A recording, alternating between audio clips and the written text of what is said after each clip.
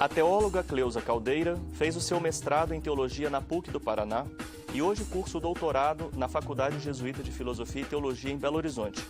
Em seus estudos, a teóloga adverte a tendência eurocêntrica, sexista e racista em alguns textos que chegaram até nós. Seu ministério pastoral é realizado na Igreja Presbiteriana Independente em Curitiba. Começa aqui o programa Religare, Conhecimento e Religião, sobre a hermenêutica negra feminista. Seja bem-vinda, pastora Cleusa. Acompanhe as notícias do Religare pelo site da TV Horizonte. O nosso endereço é www.tvhorizonte.com.br/religare. No nosso site você acessa os vídeos das entrevistas, fica sabendo sobre o que acontece no programa. Nós estamos também nas redes sociais. Procure por Religare, Conhecimento e Religião e deixe seus comentários para a nossa equipe. Pastora Cleusa, o que nós podemos falar sobre teologia negra feminista?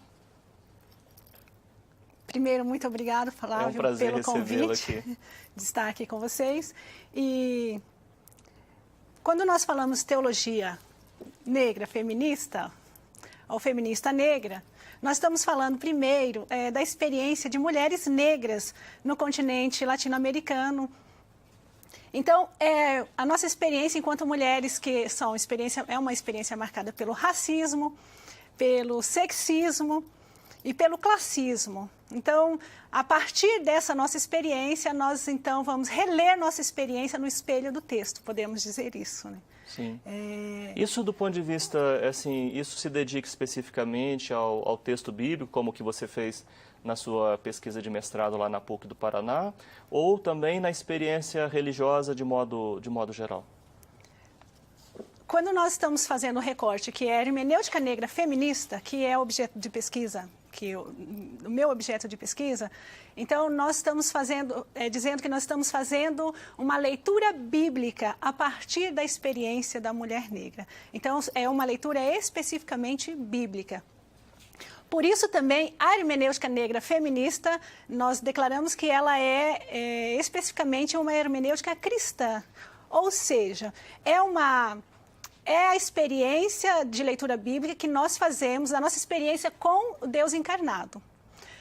Mesmo sendo uma hermenêutica cristã, declarando-se uma hermenêutica cristã, ela também é uma hermenêutica que está aberta ao diálogo com as demais religiões, especificamente as religiões de matriz africana, que a nossa experiência, nós não podemos negar, nossa experiência nos remete imediatamente ao continente africano, ao contexto também de escravidão que nossos ancestrais sofremos.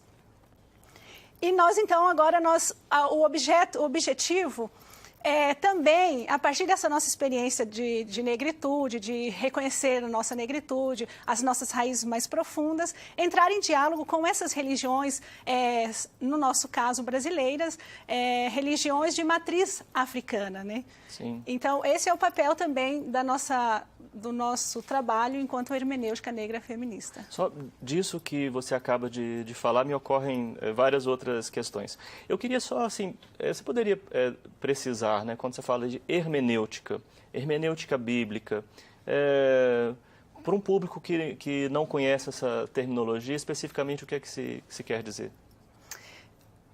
Eu acredito que nós podemos falar de uma aproximação ao texto bíblico. Nós temos, o cristianismo é uma religião do livro, né? Uma das grandes religiões do livro. Nós temos um texto que é considerado sagrado, que é referência para os cristãos. E nós, então, temos também interpretações diversas, traduções diversas e interpretações diversas. O povo, ele não tem acesso aos textos nos originais, o hebraico, o grego. Então, é feito traduções e também interpretações sobre este texto. Inclusive, no ato de traduzir o texto, como a minha pesquisa mostra, é já feito um tipo de interpretação para traduzir esse texto. Sim. Acho que nós poderíamos até dar um exemplo, né, que você aborda na sua pesquisa, que vem lá do Cântico dos Cânticos. Sim, com certeza. Quando nós falamos de hermenêutica, de traduções, interpretações, nós temos traduções, nós conhecemos os relatos bíblicos, os textos bíblicos, a partir de um filtro, de um olhar que nós chamamos o olhar eurocêntrico, que é o que foi importado para nós. Nós não temos uma experiência de inculturação do Evangelho. Foi transculturado uma versão de cristianismo, uma versão, então, eurocêntrica, que coloca a Europa como centro do mundo, né? E esse padrão, então, de interpretação é o que nos chegou, o que nós recebemos. Então, ele recebeu o status de canônico. Dificilmente alguém questiona esse tipo de interpretação. Exemplo disso, então, é a minha pesquisa, quando nós falamos o texto de Cântico dos Cânticos, que diz, eu sou negra e bela. A tradução oficial que nós chamamos, que é a tradução eurocêntrica, a tradução que está no senso comum, traduz esse texto em geral como eu sou negra ou sou morena, porém bela. E esse tipo de tradução inviabiliza, então, a conjunção de negritude e beleza. Uma pessoa negra, ela é negra, porém ela é bela. E os pais da igreja também vão traduzir esse texto, foram os primeiros que disseminaram essa ideologia racista na leitura bíblica em Cântico dos Cânticos. Eles vão dizer que ela é negra porque, por causa do pecado, ser negro não é uma questão natural, mas é um acidente que aconteceu. O Criador não criou o ser negro. Isso é Orígenes que vai dizer isso. O Criador não criou o ser negro, mas por causa do pecado a pessoa se torna negro. Porém, ela pode ficar bela através da penitência, através da ascese, etc. É um trabalho como esse que você faz, de revisão da tradução e de outros autores que também vão nessa direção, provocam toda uma mudança na compreensão do texto. Exatamente. Não? Isso tem... É um crédito que eu acho que eu devo citar de dois pesquisadores que trabalharam no Brasil, mas eles não são brasileiros, que é Peter Nash, é um americano, trabalhou aqui no Brasil, um teólogo americano, negro, e também Maricel Mena Lopes, uma negra colombiana. Eles, de 2004, teve uma grande reunião entre teólogos do continente, e eles trouxeram essa novidade, que é, então, situar a leitura bíblica, a interpretação desses textos bíblicos num contexto maior que do Antigo Oriente Médio. Não simplesmente, nós temos uma interpretação focada muito reduzida, onde elimina grande parte dos povos que Israel, sobretudo, tinha contato, uma múltipla influência, intercâmbio cultural e também religioso. Então, essa pesquisa muito recente, vamos dizer, de 2004 para cá, é uma mudança radical de paradigmas, né? Sim. Porque vai mudar também essa perspectiva que nós temos de quando nós olhamos para os textos bíblicos, nós imaginamos, e a iconografia é responsável por isso também, um Israel branco, né? Não só o antigo Israel, né? Mas sobretudo também os cristãos primitivos. Nós imaginamos muitos brancos, de olhos azuis, cabelos loiros.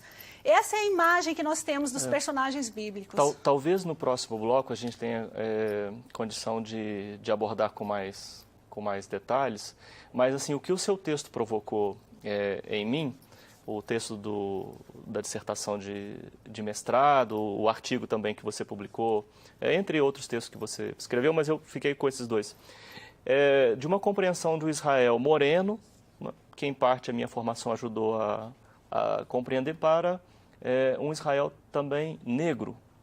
É possível essa percepção, ela é adequada? Por causa da presença ali, ou de comunidades cristãs também? Sim.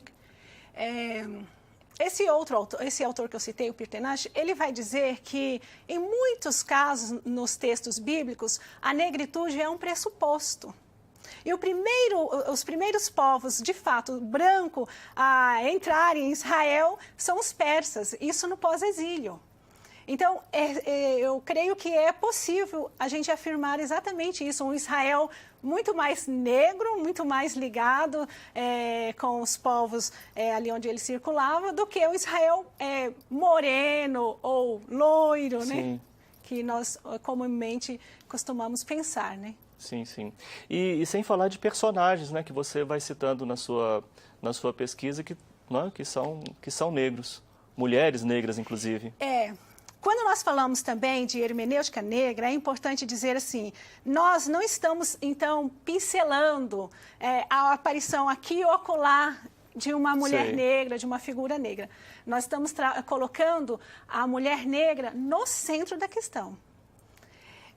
Mas essa aparição, né, a Bíblia é um texto onde prevaleceu a escrita por homens.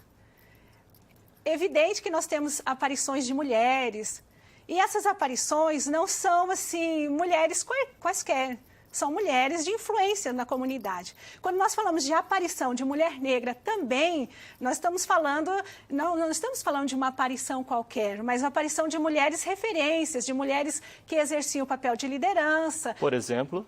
Um exemplo que nós podemos falar, né, é a figura de Agar, que eu também vou trabalhar no texto, resgatando, então, no imaginário da mulher do Cântico dos Cânticos, essa figura de Agar, que costumeiramente a teologia oficial vem falar de uma mulher escrava, concubina e etc. e tal. Porém, a hermenêutica negra feminista, ela vai colocar Agar no centro do relato, como protagonista, e Agar, então, ela não é uma concubina simplesmente, mas Agar é a mãe de uma grande nação, que são os árabes. Vamos conversar sobre isso daqui a pouco, porque precisamos fazer um breve intervalo, mas nós voltamos já. Continue conosco.